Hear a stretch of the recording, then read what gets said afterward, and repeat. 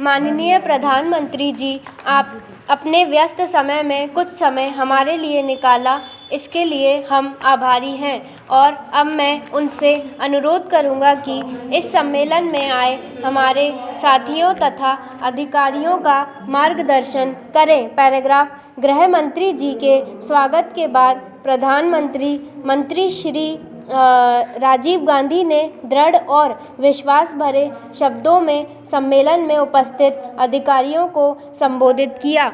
संक्षेप में उन्होंने कहा कि भारत में बहुत सी भाषाएं बोली जाती हैं, लेकिन हिंदी को सबसे ज़्यादा लोग समझते हैं और बोलते हैं। इसलिए हिंदी को हमने राजभाषा बनाने के लिए चुना है। यही नहीं, हिंदी का एक अपना इतिहास है और हमारी यह कोशिश रहेगी कि देश में सब लोग हिंदी बोलने और समझने लगें।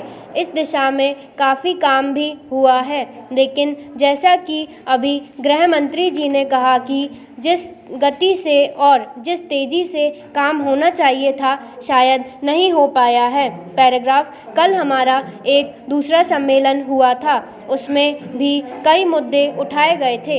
एक मुद्दा जो सामने उभर कर आया वह यह था कि आज भी सरकार का काम उचित भाषा में हिंदी में हो पा रहा है, जबकि जो आंकड़े पेश किए गए थे उसके हिसाब से किसी विभाग में 99%, किसी में 98% और किसी में 95% अधिकारी और कर्मचारी को हिंदी का कार्य साधक ज्ञान था। हमें यह सोचना होगा कि ऐसा क्यों हो रहा है। यदि लोग हिंदी समझते हैं तो हिंदी में काम क्यों नहीं हो पाता? क्या हमारे आंकड़े ठीक हैं?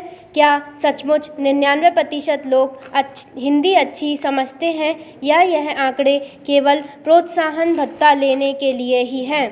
पैराग्राफ। यदि हिंदी का प्रचार होना है और हिंदी में काम होना है तो हमें अच्छी तरह से हिंदी की जानकारी करनी होगी, खासकर जब कानूनी काम और संसद का काम होता है। हमें यह भी सोचना होगा कि किस कारण से इस दिशा में पीछे रह गए हैं, कहाँ पर हमने ध्यान नहीं दिया है, और ठीक करने की उपाय भी सोचने होंगे। हिंदी का प्रचार करते हुए हमें यह भी ध्यान रखना होगा कि दूसरी भाषा बोलने वाले लोगों को यह अनुभव नहीं होना चाहिए कि उनके ऊपर हिंदी ज़बरदस्ती थोपी जा रही है, क्योंकि अगर उन्हें यह लगा तो विरोध करेंगे। जो काम हम प्यार और समझाकर कर सकते हैं वह ज़बरदस्ती करने से नहीं हो पाएगा। इस बात को अच्छी तरह से समझकर ही हमें हिंदी का प्रचार करना है। साथ साथ में यह भी देखना है कि भारत जैसे बड़े देश में जिसमें इतनी भाषाएं बोली जाती हैं, वहाँ यह भी बहुत आवश्यक है कि एक भाषा ऐसी हो जिसे सब लोग समझें और जो पूरे देश को एक सूत्र में बांध सके। हमने इसके लिए हिंदी को ही चुना है। स्टॉप।